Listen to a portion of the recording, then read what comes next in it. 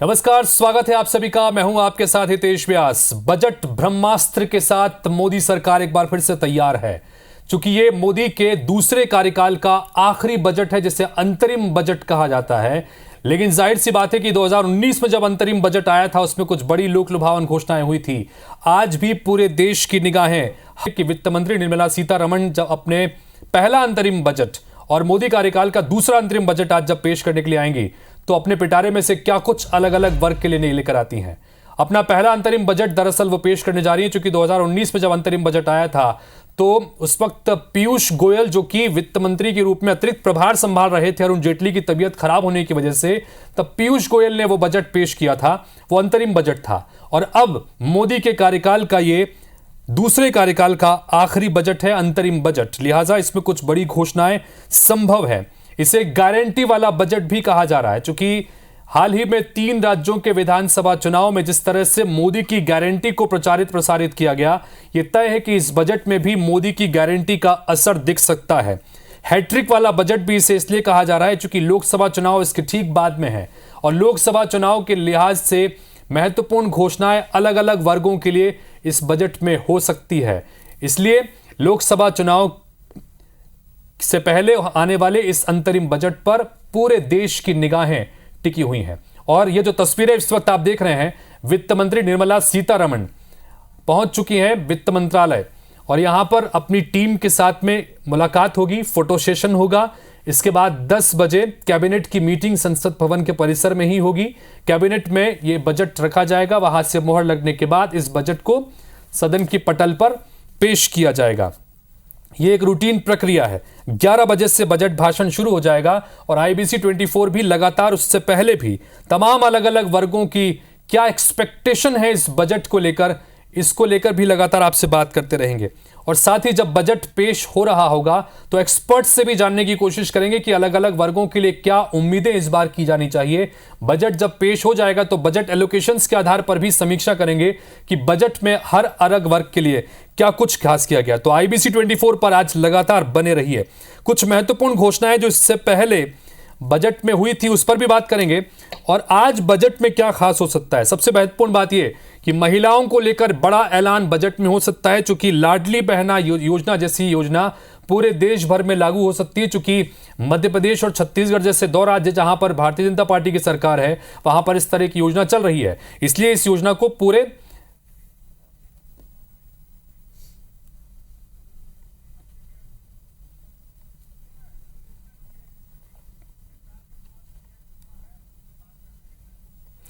चलिए, इस वक्त हमारे सहयोगी स्टार जैन मौजूद हैं। छत्तीसगढ़ के डिप्टी CM विजय शर्मा के साथ बातचीत वो कर रहे हैं। एक बार उनको सुनते हैं। बजट पे रोल केंद्र में आज बजट पेश होना है, और बजट पे चर्चा तो होगी, लेकिन उसके साथ चाय पे चर्चा भी होगी। इस वक्त मेरे साथ प्रदेश के उप मुख्यमंत्री विजय शर्मा जी मौजूद हैं। गृह मंत्री भी, गृह विभाग भी उनके पास है, और चर्चा उनसे करेंगे। सबसे पहले चाय की चर्चा करते हैं। सादगी का मैसेज आपने यहाँ पे दिया है, चाय पीने यहाँ पहुँचे आप। नहीं, गोलू चाय बड़ी अच्छी बनाता है, वो शुरू से ही ये बात है। और किसी 5 स्टार होटल की चाय में वो ताकत नहीं है जो गोलू की चाय में है। एक समय कॉफी हाउस चाय चर्चा का अड्डा रहता था, या चर्चा का स्थान रहता था। अभी ये चाय स्टॉल जो है वो चर्चा के विषय बना हुआ है, क्योंकि पिछले कुछ समय से यहाँ पर काफ़ी कुछ देखने को मिला। कई नेता आते हैं यहाँ पर।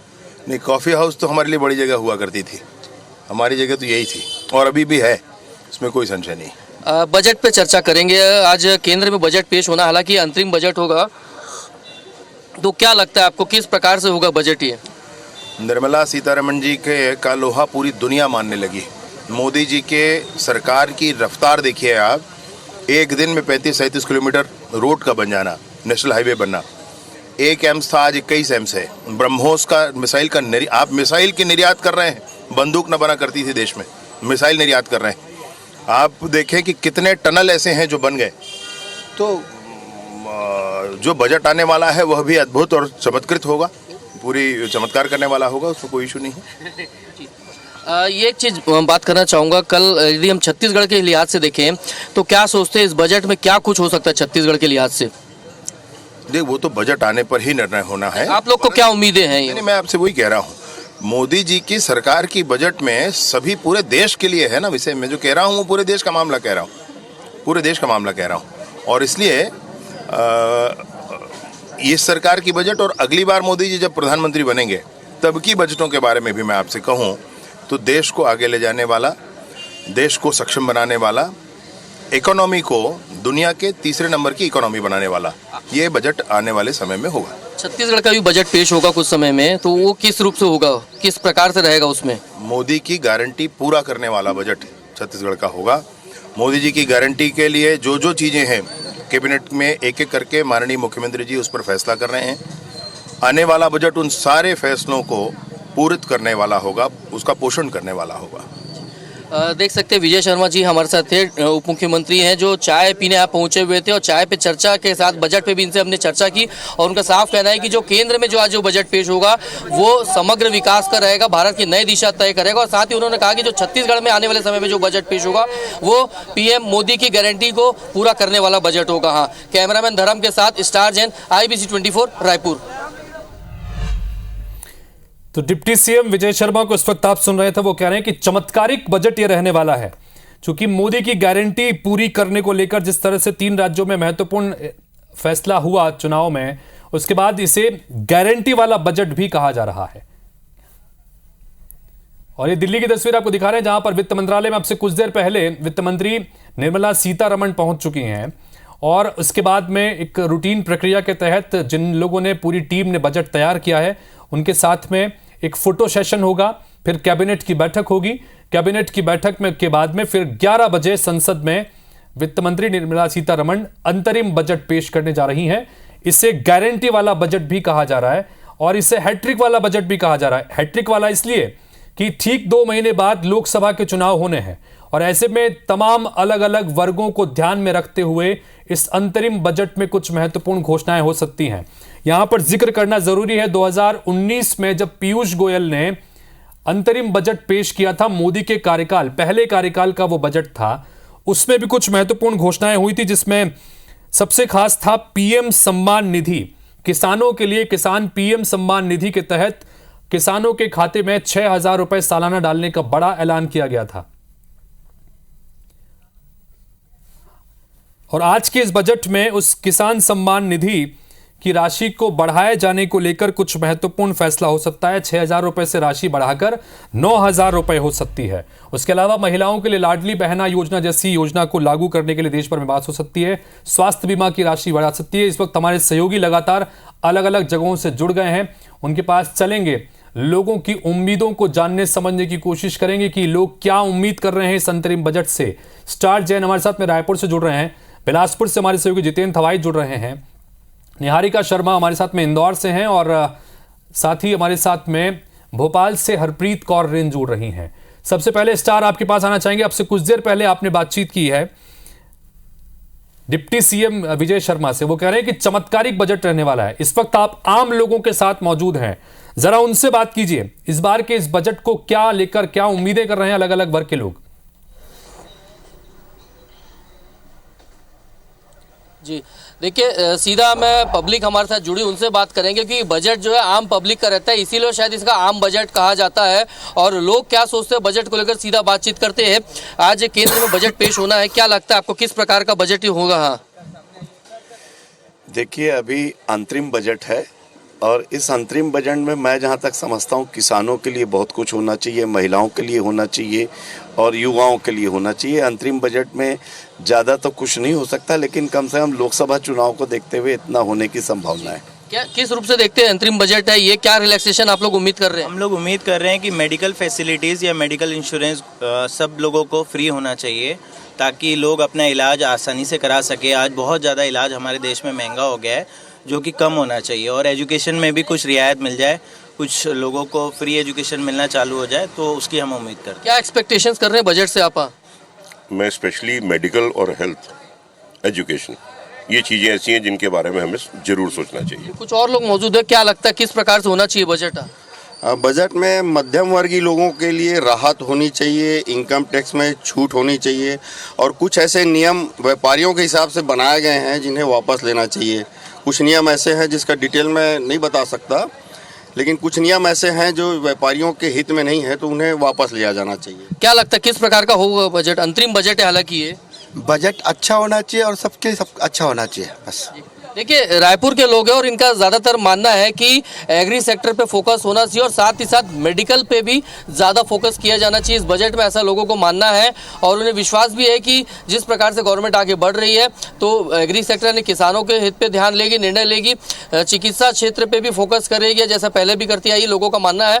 और व्यापारियों के हिसाब से भी बात की तो उनका मानना है कि जो व्यापारी कम्युनिटी है, कहीं ना कहीं जो इंडिया की इकोनॉमी है उसको जब आगे बढ़ाने का विचार या संकल्प के सरकार चल रही है तो व्यापारियों के हितों को ध्यान रखना होगा और तभी एक संपूर्ण बजट होगा। हालांकि विश्वास सबको है कि सामने इलेक्शंस है तो उस लिहाज से एक परफेक्ट बजट होगा। तो कुल मिलाकर स्टार, जिस तरह से आपने अलग अलग वर्गों के लोगों से बातचीत की, सभी ये कह रहे हैं कि भले ही ये अंतरिम बजट है लेकिन इसे संपूर्ण बजट की तरह ही लोग देख रहे हैं और यही देख रहे हैं कि कुछ बड़ी घोषणाएं इस बजट में हो सकती हैं अलग अलग वर्गों के लिए, चाहे वो नौकरी पेशा लोग हैं जो इनकम टैक्स में छूट के दायरे को लेकर भी उम्मीद कर रहे हैं, महिलाएं अपने सेक्टर में अलग अलग उम्मीदें कर रही हैं, व्यापारी वर्ग को उम्मीद है कि कम से कम उनके व्यापार को बेहतर बनाने की दिशा में कुछ घोषणाएं हो सकती हैं। हरप्रीत का रुख करते हैं। हरप्रीत हमारी सहयोगी इस वक्त भोपाल से जुड़ी हुई हैं।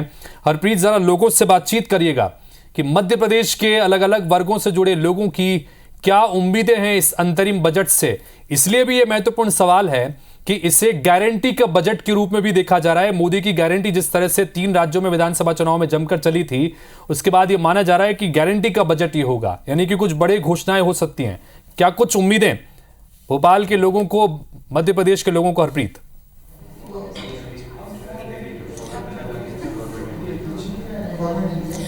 बिल्कुल, देखिए IBC 24 भोपाल की टीम इस समय भोपाल के एक जिम में पहुंची है। लोग अपने स्वास्थ्य को बेहतर करने के लिए जिम आते हैं और आज उन्हें उम्मीद है कि केंद्र सरकार ऐसा बजट लाएगी कि घर का जो हाजमा है यानी स्वास्थ्य है घर का, वो बेहतर होगा। और सबसे बड़ी बात है कि घर का जो बजट है वो रसोई यानी किचन से तय होता है और घर की जो गृह मंत्री होती है वो महिला होती है। इस वक्त युवतियाँ हमारे साथ हैं, उनसे ही हम बात करेंगे कि उन्हें केंद्र सरकार के इस बजट से क्या उम्मीद है। आप विवाहित युवती हैं, क्या चाहती हैं आप कि आपको क्या सरकार से बजट में उम्मीद करती हैं? एनर्जी रेट्स जो ज़्यादा जा रहे हैं, fuel rates like gas and ये सब, ये कम होने का एक्सपेक्टेशन है। Like we would be focusing on green energy like renewable sources. So उसका एक्सपेक्टेशन है कि गैस के प्राइसेस और जो इलेक्ट्रिसिटी के prices they would be more regulated. क्योंकि ग्लोबली हर चीज़ का रेट इतना बढ़ा हुआ है तो एटलीस्ट इंडिया में we can have a hold of that. I am expecting that. और क्या उम्मीद करती हैं? महंगाई एक बड़ी यहाँ पर हर महिला के लिए एक समस्या होती है क्योंकि उसे घर का बजट तय करना है और रसोई से ही घर का बजट तय होता है। लगता है कि रसोई की चीज़ें बहुत महंगी है, उसमें कुछ रियायत सरकार दे? It's all about demand and supply. तो आई एम एक्सपेक्टिंग कि गवर्नमेंट रेट्स अगर मॉनिटर कर पाए बैंक्स के थ्रू जैसे है तो इट विल इम्पैक्ट द। तो देखिए, ये तस्वीरें आ रही हैं, आपके पास पहुंच रहा हूं हरप्रीत दोबारा, लेकिन ये तस्वीरें महत्वपूर्ण एक बार दर्शकों को दिखा दें। अपना वो पिटारा लेकर इस वक्त निर्मला सीतारमण अपनी पूरी टीम के साथ तैयार हैं। जैसा हमने कहा कि फोटो सेशन होता है, हर साल होता है, ये एक परंपरा। ये पूरी टीम जिसने इस अंतरिम बजट को तैयार किया है, जिसमें खाका तैयार किया गया है मोदी की गारंटीज को शामिल करने को लेकर। अंतरिम बजट कहने को है लेकिन इसके पूर्ण बजट से कम नहीं होगा। जाहिर सी बात है कि कुछ महत्वपूर्ण घोषणाएं हो सकती हैं और ये इस वक्त आप तस्वीरों में देख रहे हैं कि वित्त मंत्री निर्मला सीतारमण अपने हाथ में वो बजट की कॉपी लिए हुए, वो बैग लिए हुए दरअसल, और उसके साथ में वो पूरी टीम उनके साथ में, जो कि इस बजट को तैयार करने में जिनकी बहुत अहम भूमिका रहती है, उनके साथ ये फोटो सेशन हुआ और अब यहाँ से संसद भवन के लिए रवाना होंगे और यहीं पर कैबिनेट की मीटिंग होगी और कैबिनेट की मीटिंग के बाद में संसद भवन के भीतर लोकसभा में जाकर वित्त मंत्री निर्मला सीतारमण ये अंतरिम बजट पेश करेंगी।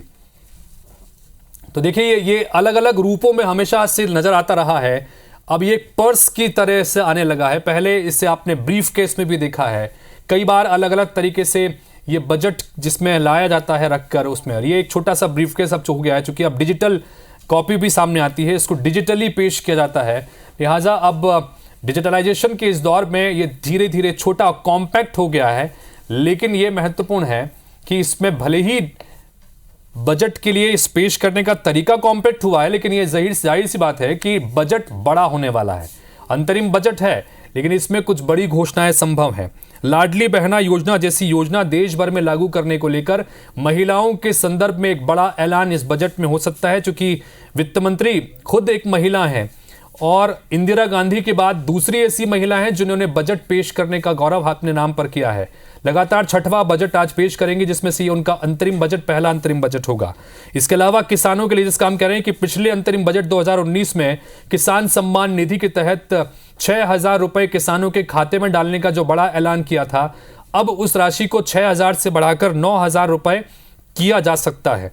उसके अलावा स्वास्थ्य बीमा योजना की राशि, जिसमें अभी 5 लाख रुपए आयुष्मान भारत योजना के तहत मिलती है, उसमें उस राशि को बढ़ाकर 10 लाख रुपए कर सकते हैं। हमारे सहयोगी लगातार बने हुए हैं, उनके पास हम जा रहे हैं, उनसे उम्मीदों पर बात कर रहे हैं। हरप्रीत कुछ महिलाओं से बात कर रही थी इस वक्त जो जिम में मौजूद हैं।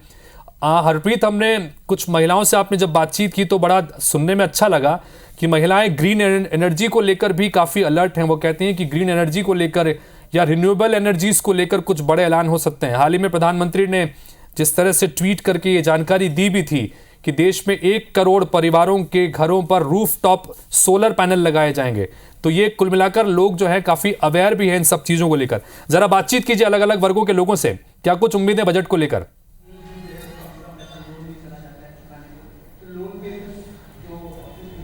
हाँ बिल्कुल, देखिए और भी यहाँ पर युवतियाँ मौजूद हैं, उनसे हम बात करेंगे क्योंकि उम्मीद जताई जा रही है कि इस बार महिलाओं के लिए कुछ विशेष यहाँ पर इस बजट में युवाओं के लिए साथ में हो सकता है। आप क्या उम्मीद करती हैं बजट में, किस तरह की जो उम्मीद है वो आपको यहाँ पर है? There is the basic necessity what I believe is कि जो डेली लाइबिलिटीज़ है like fuel, gas and the domestic needs जो एक बेसिक घर चलाने के लिए होनी चाहिए, that should be according to the every section of the society.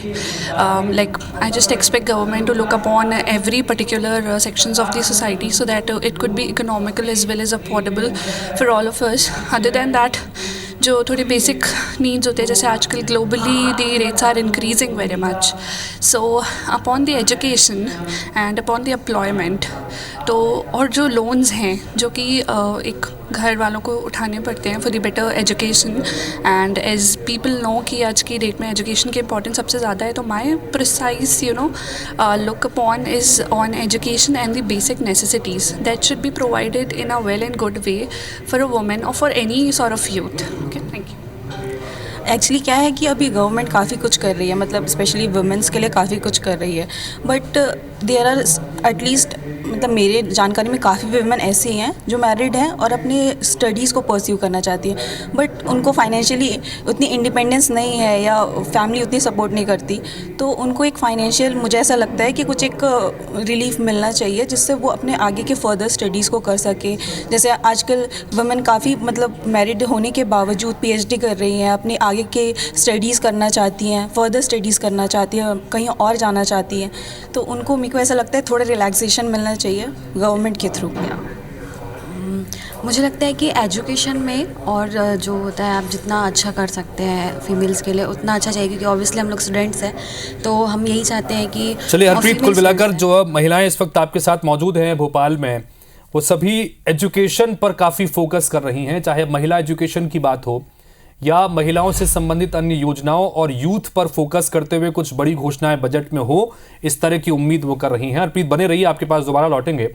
Jitendra थवाइट का रुख करते हैं जो इस वक्त हमारे साथ में बिलासपुर से जुड़ रहे हैं। जितेंद्र, बिलासपुर बड़ा महत्वपूर्ण है क्योंकि रेल बजट भी इस आम बजट के साथ ही पेश होता है और रेलवे को सबसे ज़्यादा इनकम देने वाला अगर कोई जोन है तो वो बिलासपुर रेलवे जोन है। बिलासपुर में रेलवे जोन के अलावा भी बाकी तमाम अलग अलग वर्गों की क्या उम्मीदें हैं इस अंतरिम बजट से, जरा बात कीजिए लोगों से।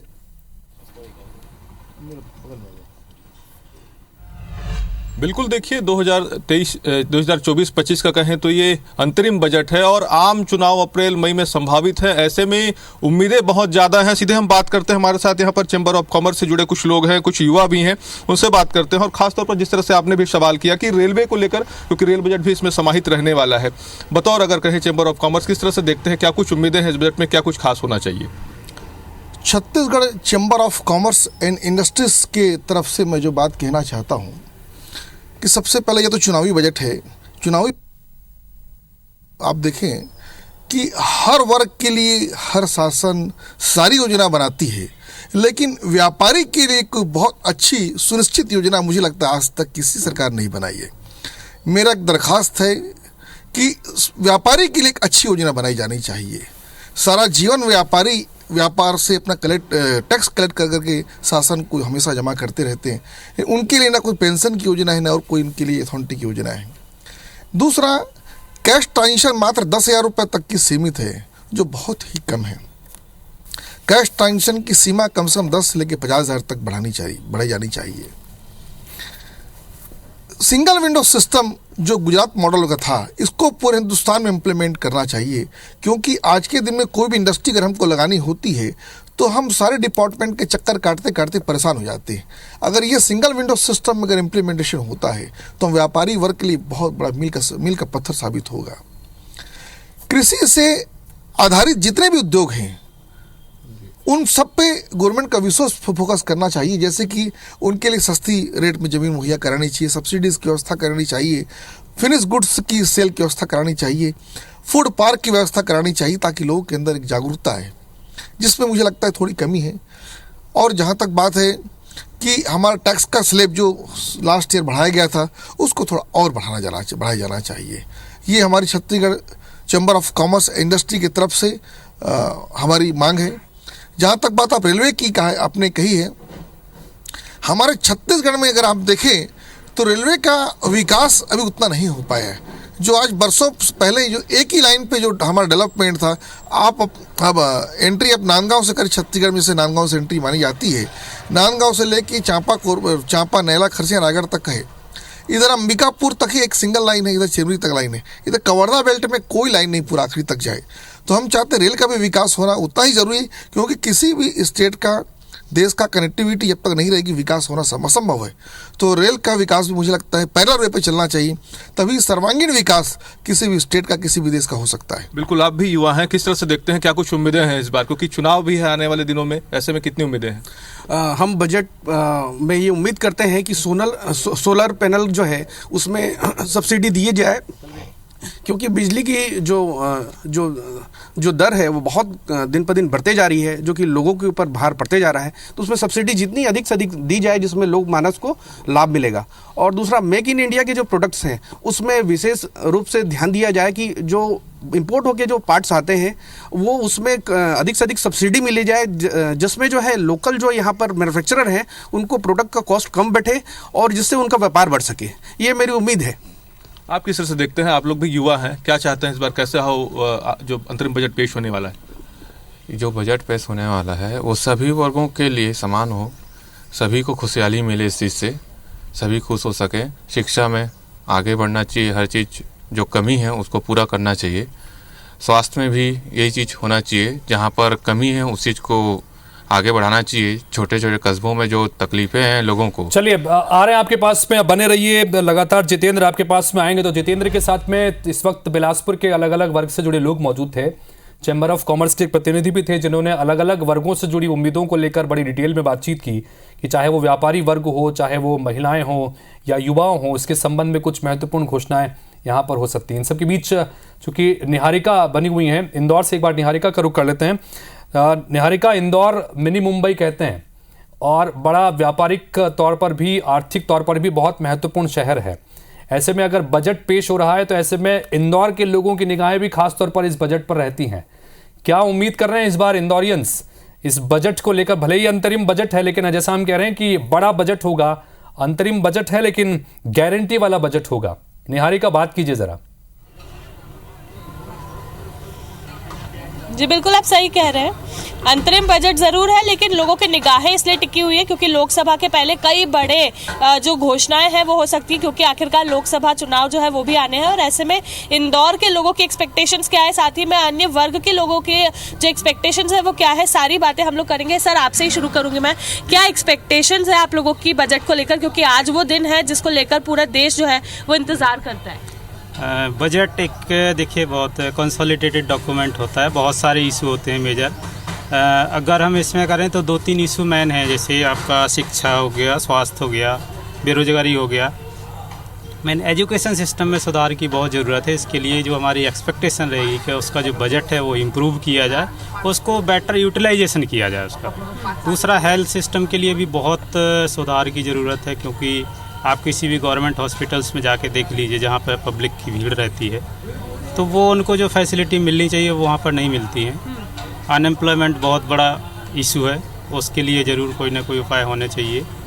टैक्स स्लैब में इंक्रीज होना चाहिए। अच्छा। क्योंकि जो टैक्स की एक तरह से बर्डन पड़ता है बेसिकली सर्विस क्लास पे पड़ता है ज़्यादा। वुमेंस के भी इशू हैं।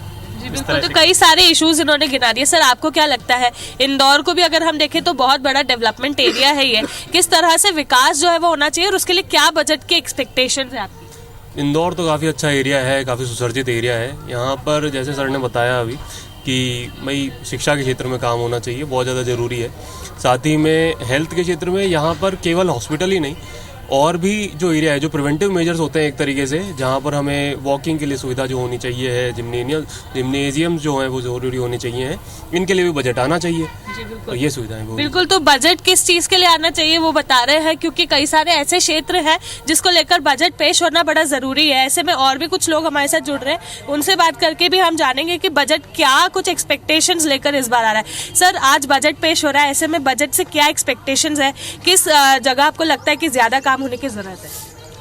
Especially about education, nobody care about the education right now, and hospitals is really required right now. बिल्कुल, एजुकेशन और हॉस्पिटल। कुछ महिलाएं भी जुड़ रही है। मैम, आप एक महिला है, ऐसे में बजट को लेकर आपकी क्या एक्सपेक्टेशंस है? पिछली बार महिलाओं के लिए बहुत बड़ा बजट पास हुआ था, आपको लगता है बजट महिलाओं के लिए भी होना चाहिए?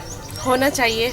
क्या बजट में? अब मैं आपको कुछ जल्दी हूँ, मुझे ऑपरेशन की। चलिए निहारिका, आपके पास में आएंगे। जाहिर सी बात है कि सब लोगों को लगता है कि बजट में उनके लिए, उनके वर्ग के लिए कुछ खास होना चाहिए, ये महत्वपूर्ण है।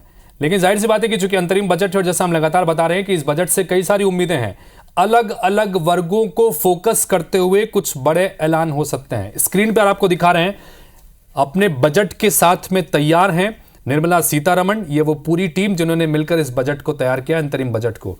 अब क्या ऐलान हो सकते हैं, देखिए स्क्रीन पे आपको दिखा रहे हैं कि एमएसपी को लेकर कुछ बड़ा ऐलान हो सकता है। उसके अलावा 6,000 से बढ़ाकर 9,000 रुपए किसान सम्मान निधि के तहत जो राशि मिलती है, किसानों के लिए बड़ी घोषणा पिछले अंतरिम बजट में की थी, ये राशि बढ़ाई जा सकती है। उसके अलावा दूसरे अलग अलग वर्गों की बात करें तो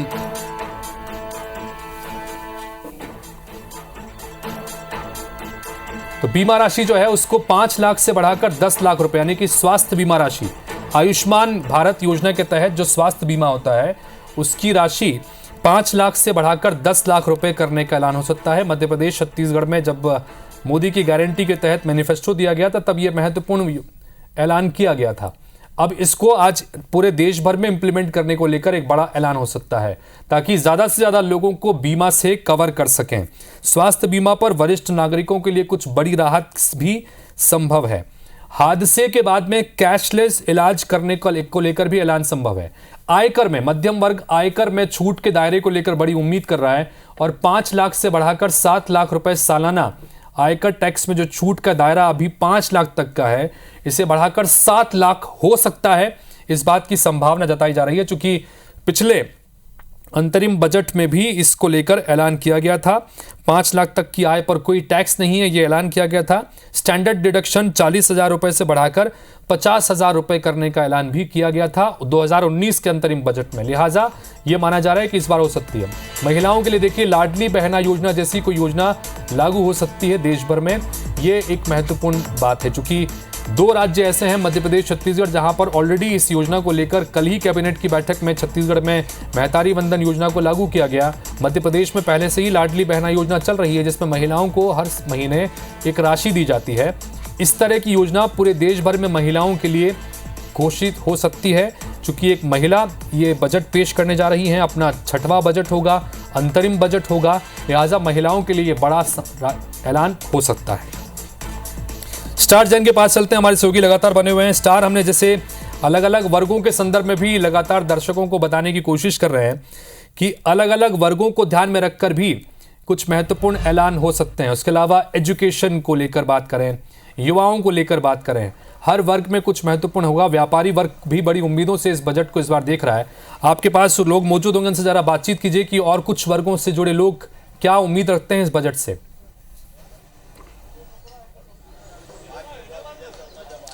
देखिए, ज़्यादातर बात करें तो देखा जाए तो भले अंतरिम बजट है, लेकिन टैक्सेशन ऐसा पार्ट है जो फुल फ्लेजेड होने की संभावना है, क्योंकि 1 अप्रैल से नया फाइनेंशियल ईयर लागू हो जाता है और इस लिहाज से जो घोषणाएं होनी है वो अभी होगी। लोग मौजूद हैं, उनसे बातचीत करते हैं। क्या लगता है बजट में टैक्सेशन को किस रूप से देखते हैं, क्या बदलाव होने चाहिए आपके हिसाब से? पिछले बीजेपी के कार्यकाल में बहुत कुछ जो है अनएक्सेप्टेड काम हुए हैं, जो हम सोच रहे थे कि ऐसा हो जाए, वैसा हो जाए, वो हो गया। जनता खुश है। और इस बार जो है टैक्स में हम लोग उम्मीद करते हैं सरकार से कि सारे टैक्स हटा के ट्रांजैक्शन टैक्स, एक ही टैक्स लगा दिया जाए तो ज़्यादा अच्छा है। तो उसमें नेशन वन टैक्स की बात जो होती है, वन टैक्स हो जाना चाहिए। क्या आप लगते हैं, अभी युवा हैं, क्या सोचते हैं किस प्रकार का बजट का स्वरूप होगा? हाँ, युवाओं के लिए खास क्या हो सकता है इस पिटारे में? युवाओं के लिए तो बस रोजगार मिलना चाहिए और जो भी बजट आता है उसको सही जगह में लगना चाहिए। जितना अपना बजट आता है उसका आधे से ज़्यादा तो लग ही नहीं पाता है। स्वास्थ्य सेवा में लगना चाहिए, सफाई में लगना चाहिए। यूटिलाइजेशन नहीं हो पाता, प्रॉपर इम्प्लीमेंटेशन होना चाहिए। हेल्थ और एजुकेशन पे फोकस करने की बात हो रही है। क्या आपको लगता है कहाँ फोकस जरूरी है बजट में? अंतरिम बजट है हालांकि, लेकिन फोकस किधर होना चाहिए और किस तरीके से होना चाहिए? हमेशा से सबकी मांग यही रहती है, हेल्थ और एजुकेशन जो है फ्री कर देना चाहिए, सबको बराबर इसका लाभ मिलना चाहिए। बाकी जो भी टैक्स है, जैसा भी है, कम ज़्यादा जो भी है, लेकिन हेल्थ और एजुकेशन में ज़्यादा ध्यान देना चाहिए सरकार को। मिलाकर ये है कि हेल्थ और एजुकेशन पे ज़्यादा फोकस किए जाने की मांग हो रही है, क्योंकि ये एक इम्पॉर्टेंट चीज़ है जिससे चाहे मध्यम वर्गीय हो, चाहे निम्न वर्गीय हो, चाहे उच्च वर्ग हो, सभी कोई इससे जुड़े रहते हैं। और यही वजह है कि एजुकेशन और हेल्थ पे ज़्यादा फोकस करने की मांग की जा रही है। यहाँ तक ये कहा जा रहा है कि भले टैक्स के रेट बढ़ा दिए जाए, लेकिन एजुकेशन और हेल्थ को फ्री करने की आवश्यकता ऐसी महसूस हो रही है, लोगों का ये मानना है। जी स्टार, तो कुल मिलाकर जैसे कि आपने कहा कि तमाम अलग अलग वर्ग, चाहे वो मध्यम वर्गीय हो, चाहे उच्च वर्ग हो या महिला से जुड़ा वर्ग हो, हर वर्ग की बड़ी उम्मीदें इस बजट को लेकर हैं। हमारे तमाम संवाददाता अलग अलग शहरों में इस वक्त मौजूद हैं। क्या बजट से लोगों की उम्मीदें हैं, इस पर भी बातचीत हो रही है। साथ ही हम लगातार आपको यह भी बताने की कोशिश कर रहे हैं कि जब बजट पेश होगा तो किस अलग अलग वर्ग के लिए कौन सी बड़ी संभावनाएं यहां पर हो सकती हैं। हमारी खास पेशकश लगातार जारी है। बजट ब्रह्मास्त्र में एक छोटे से ब्रेक के लिए यहां पर रुक रहे हैं। ब्रेक के बाद लौटेंगे तो कुछ और उम्मीदों पर बात करेंगे कि क्या वो उम्मीदें हैं जो इस अंतरिम बजट से लोग लगाकर बैठे हैं।